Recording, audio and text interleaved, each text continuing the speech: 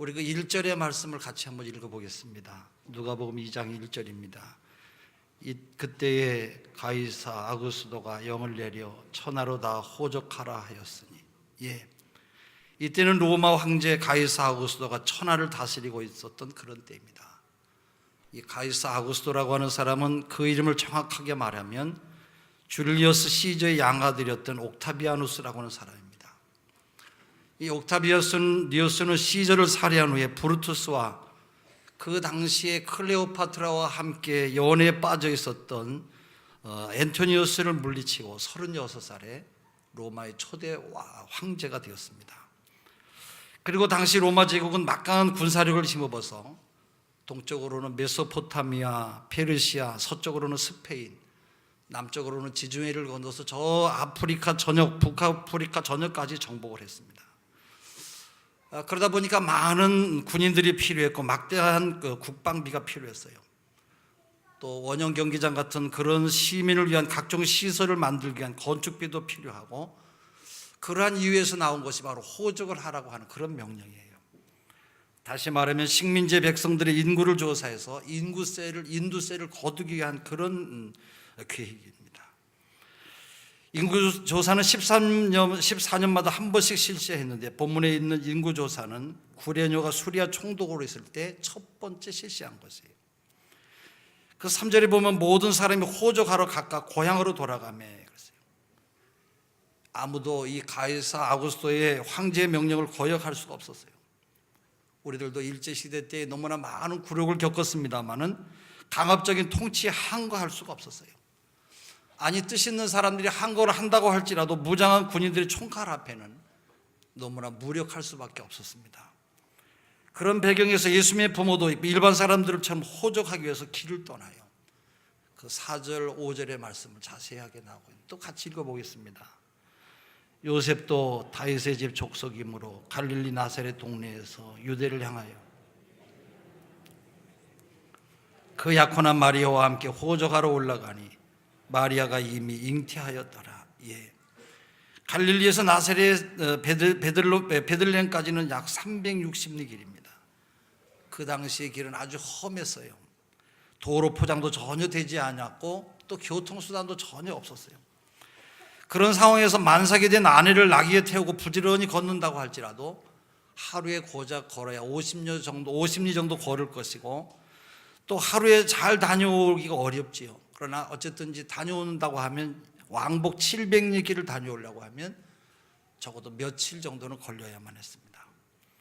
이 기간 동안은 생업도 포기하고 여행에 필요한 경비도 많이 지출해야 됩니다.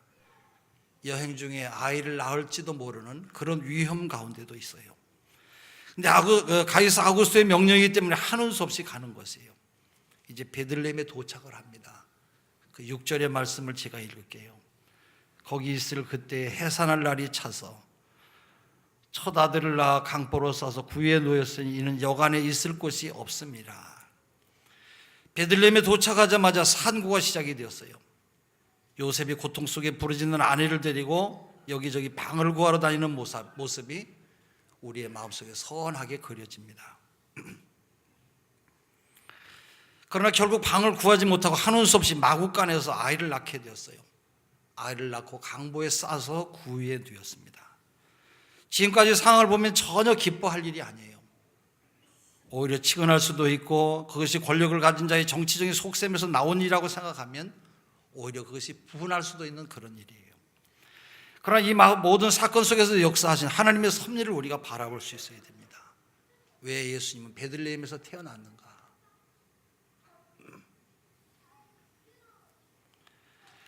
4절과 6절에 보면 요셉이 다윗의 가문이라고 하는 사실과 예수님이 다윗의 동네 베들레헴에서 탄생하였다고 하는 사실을 강조하고 있습니다. 하나님은 이미 오래전에 이새의 뿌린 다윗의 후손 가운데서 그리스도를 보내실 것을 약속하셨어요. 특별히 미가 선지자를 통해서 그리스도가 다윗의 동네 베들레헴에서 태어나실 것을 예언하셨는데 이미 700년 전이에요. 미가서 5장 2절에 베들레헴 에브라다야 너는 유다 족속 중에 작을지라도 이스라엘을 다스리는 자가 내게서 나올 것이라. 본문은 예수님이 다윗의 후손이라고 하는 사실에 대해서 확실한 증거를 보여주고 있고, 또 요셉이 호적 등록을 하러 다윗의 동네에 왔다고 하는 사실과 하나님이 약속하신 대로 베들레헴에서 예수님께서 탄생하셨다고 하는 사실을 본문에서 말씀하고 있어요. 가이사 아구스토는 정치적인 목적으로 호적을 하라고 명령을 했습니다만 하나님은 그것을 통해서 당신의 약속을 이루어가고 계세요. 표면적으로 볼 때 인류의 역사는 가이사 아구스토가 주관하는 것처럼 보이지만 진정한 의미에서 역사의 주관자는 하나님이라고 하는 사실을 우리가 기억해야 될 것입니다.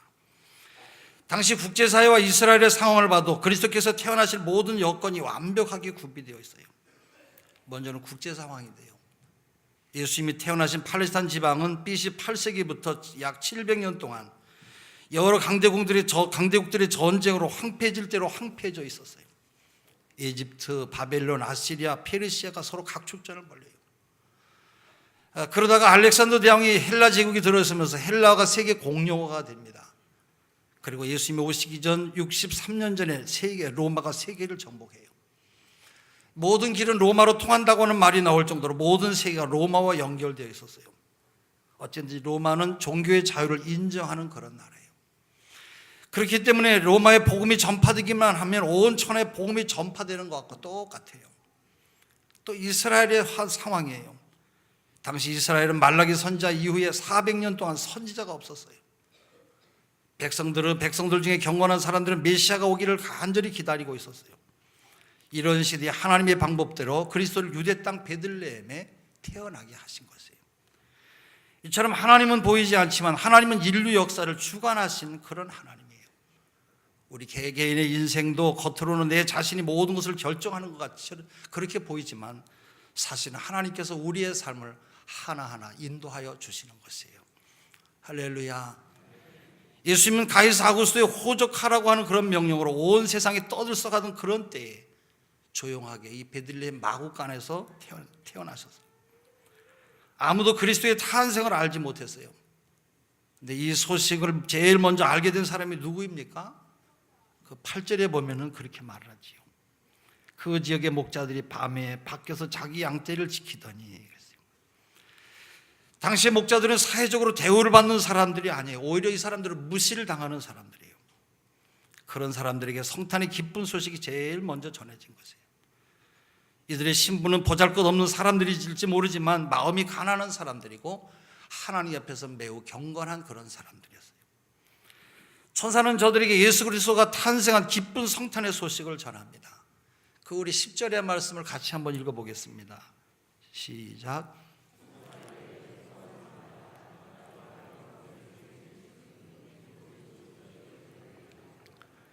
11절 오늘 다윗의 동네에 너희를 위하여 구주가 나셨으니 곧 그리스도 주시니라. 예.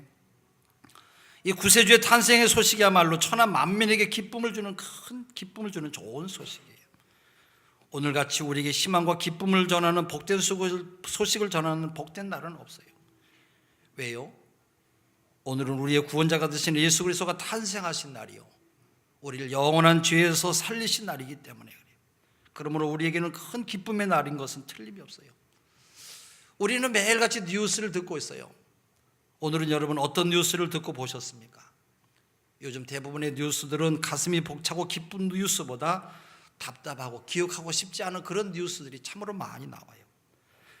정치인들은 자기들의 손에 나라를 맡기면 지상 천국이라도 만들어줄 것처럼 큰 소리 쳤습니다만 기대했던 엄청난 일들의 대부분이 모두가 실망으로 다가왔어요. 놀랍게도 2000년 전 유대 땅도 마찬가지였어요.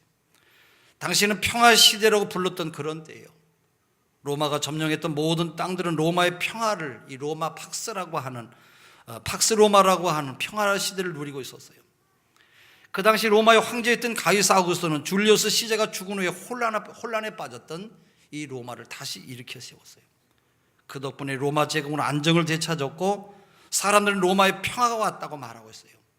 변방의 수비도 아주 견고하고 이방 나라 민족의 침입도 없었고 국내의 치안도 확립이 되어서 교통과 물자의 교류도 아주 활발했어요.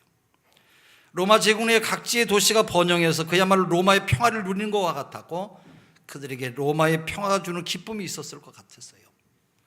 바로 그 시대를 살았던 로마의 철학자인 세네카는 그 당시 로마가 어떠했는지를 말하고 있어요. 세네카는 그 당시에 로마 사람들에 대해서 말하기를 서로 뺏고 빼앗기고 서로 평안을 망쳐놓고 서로 불행하게 만드는 사이에 그들의 인생은 소득도 없이 즐거움도 없이 정신적인 향상도 없이 지나간다. 아무도 죽음은 안중에도 두지 않냐고 저마다 멀찍이 떨어져 있는 것에 희망을 걸며 죽은 이후의 일에 대해서 기대를 걸고 거대한 묘지를 만들고 화려한 장례식까지 준비하고 있다. 그렇게 말했습니다.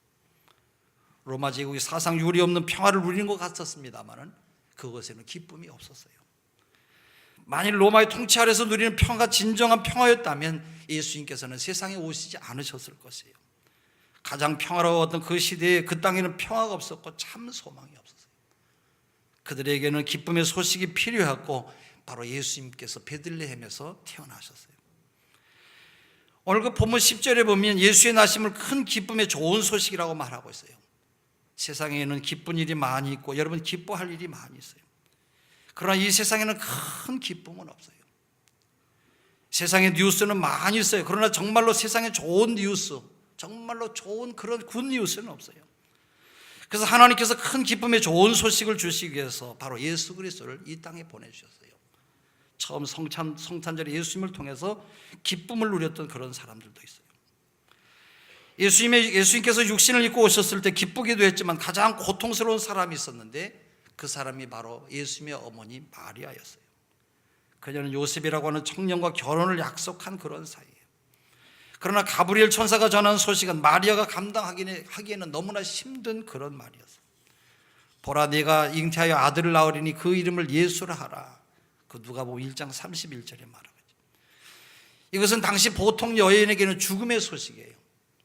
남편을 맞이하지 않은 여인이 아이를 갖게 되었다고 하는 것은 유대 율법에 의하면 돌에 맞아서 죽을 일이에요. 2000년 전에 처녀가 잉태한다고 하는 것은 매우 위험한 소식이고 나쁜 소식, 엄청난 비위의 소식인 것이에요. 그러나 그 가운데는 하나님의 계획하심이 있었어요. 그 소식을 먼저 천사 가브리엘을 통해서 듣게 되었는데 마리아여 무서워 말라 네가 하나님께 은혜를 얻었느니라. 그 누가복음 1장 30절에 말하고 있어요. 가브리엘 천사는 마리아가 하나님의 은혜를 받았다고 말하고 있어요. 그 은혜는 마리아가 아이를 낳을 아이가 바로 보통 아이가 아니라는 것이에요. 그 아이는 하나님께서 다윗의 왕위를 주시고 누가복음 1장 32절에 바로 하나님의 아들이시라고 누가복음 1장 35절에 말씀하고 있고 마태복음 1장 21절에는 자기 백성을 죄에서 구원할 자 바로 예수 그리스도라고 말하고 있어요. 여러분 이거보다 더 놀라운 소식이 어디 있어요? 그래서 마리아가 말하기를 주의 계집종이오니 말씀대로 내게 이루어지이다. 누가복음 1장 38절에 말하고 있어요. 무서운 일이고 죽을지도 모르는 일이지만 마리아는 그 말씀에 순종하기로 했어요. 마리아는 자기에게 닥친 일이 인간적으로 고통스러울 수 있지만 하나님의 은혜인 것을 알고 그는 그대로 순종을 했어요. 그녀는 하나님의 구원의 역사가 자신을 통해서 시작된다고 하는 것을 알고 마음속에 기쁨이 있었어요. 우리 모든 삶에는 여러분 고통스러움이 있어요. 신앙생활을 잘해도 예수를 잘 믿으며 하나님의 뜻대로 산다고 해도 우리에게는 고통이 있을 수 있어요. 그러나 하나님의 은혜 가운데서 사는 여러분들은 마리아의 고백처럼 말씀대로 우리의 삶을 통해 귀한 은혜가 이루어질 것을 믿으며 사시는 여러분 되시기를 바랍니다. 우리들은 힘들고 어려운 일이 많이 있어서 주님의 뜻을 헤아리지 못할 때가 많이 있어요. 그러나 아무리 힘들고 어려워도 주님이 뜻하신 일이 헤아리기 어려워도 언제나 주 뜻 안에 내가 있음을 믿습니다라고 고백하는 여러분의 생애가 되시기를 바랍니다. 때로는 넘어질 수도 있고 남보다 우리가 더 아플 수도 있어요. 그러나 최후의 승리는 바로 우리의 것이에요. 오늘 본문 10절부터 11절에 보면 베들레헴 근방에서 양을 치던 목자들에게 천사들이 나타나서 이렇게 이야기하지요. 천사가 이르되 무서워하지 말라. 보라 내가 온 백성에 미칠 큰 기쁨의 좋은 소식을 너희에게 전하노라. 오늘 다윗의 동네에 너희를 위하여 구주가 나셨으니 곧 그리스도 주시니라 말하고 있어요. 첫 성탄의 탄생 소식을 메시아 탄생 소식을 가장 먼저 알게 된 사람들은 들에서 양을 치던 목자들이었어요. 들판에 이름도 없는 사람들이에요. 이것은 대단히 충격적인 일이에요. 구세주의 탄생 소식이 왕궁에 있는 사람들에게 들려지질 않았어요. 예수님의 태어난 소식이 말씀을 연구하던 율법 학자들에게 들린 것이 아니에요.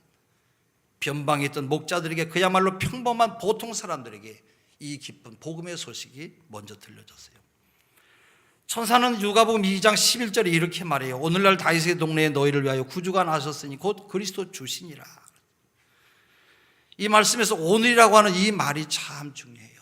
여러분, 오늘 약속의 메시아가 바로 오늘 오셨어요. 성탄절이 2000년 전에 한 아이가 탄생한 것을 기념하는 사건이 아니에요. 성탄절은 과거의 사건을 회상하는 것이 아니라 오늘 내게, 바로 여러분에게 해당되는 그런 사건의 날이기 때문에 그래요. 우리들은 성탄을 추억하고자 모이질 않았어요.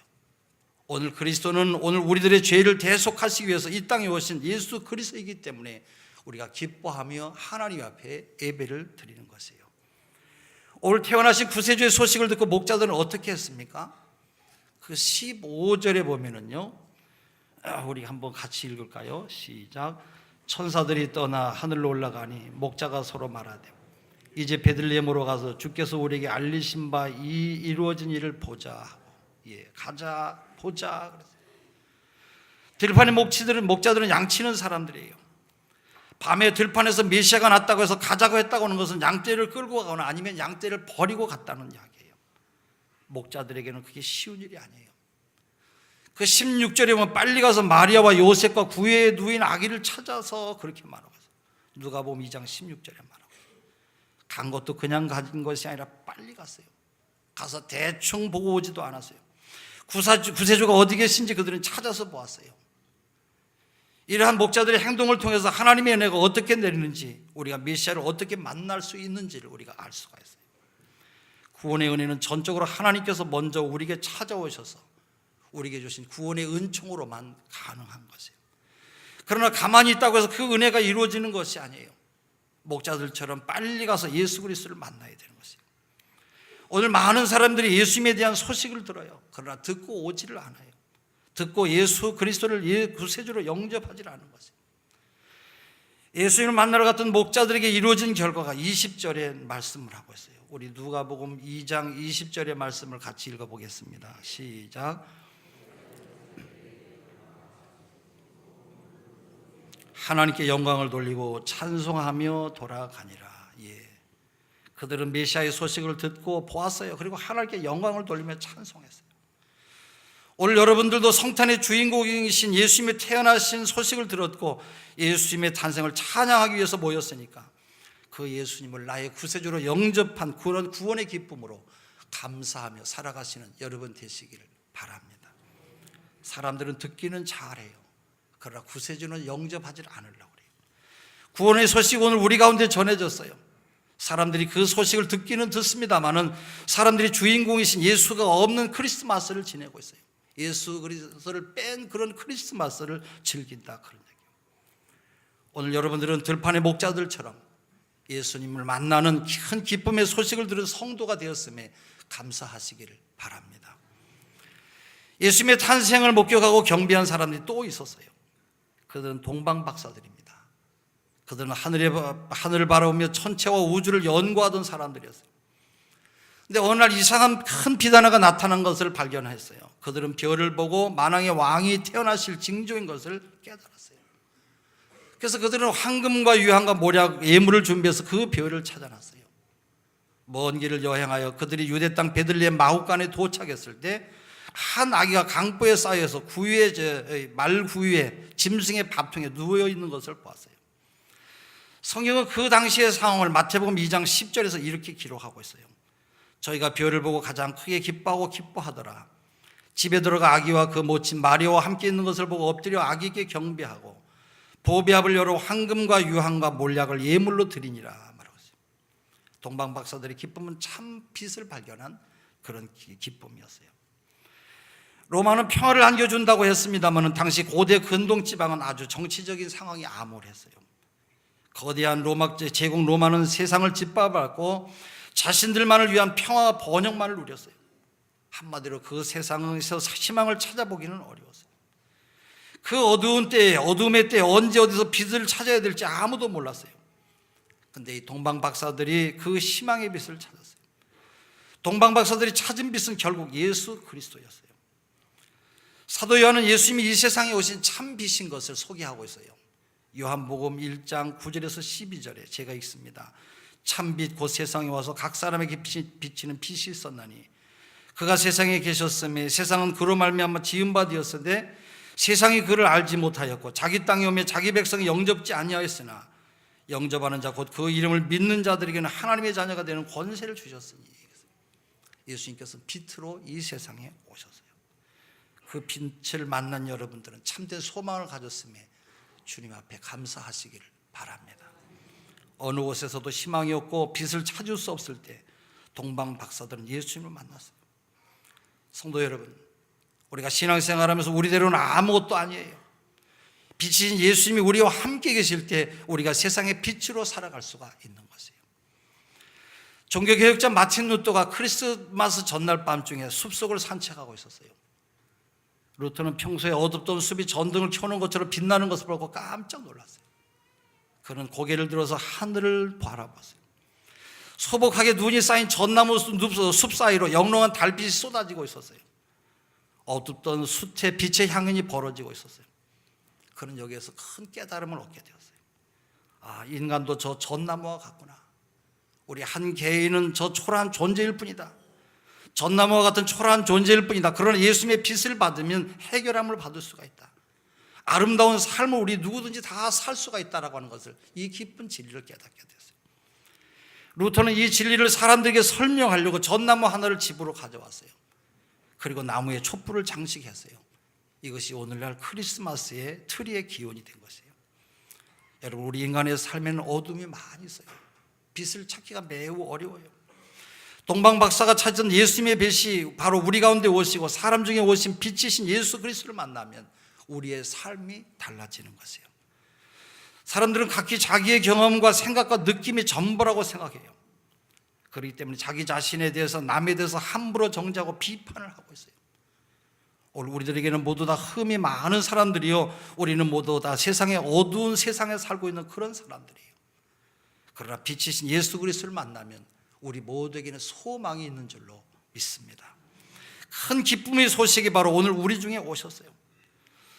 동방 박사들이 빛이신 예수님을 만나기 위해서 멀고 먼 길을 힘들고 어렵게 예물을 준비해가지고 가서 만났어요.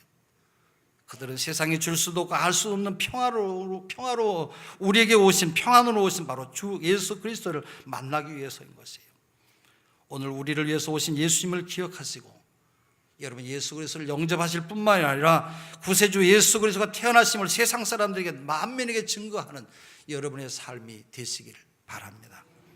그리고 빛으로 오신 주님과 함께, 빛과 함께 힘있게 살아가는 복된 삶이 되시기를 주의 이름으로 축원합니다. 기도하겠습니다. 하나님, 전능하신 아버지, 은혜와 사랑을 감사드립니다. 예수님이 탄생하셨을 때 하나님의 은혜를 입었던 마리아와 들판에 양치던 목자와 먼 곳에서 나신 예수님을 찾아서 빛을 따라갔다가 빛이신 예수님을 만났던 동방 박사들은 그 옛날 이야기를 듣고 간 사람이 아니라 오늘 우리를 위하여 오늘 탄생하신 우리의 구세주가 되시는 예수님을 만나고 가는 성도들이 되었습니다.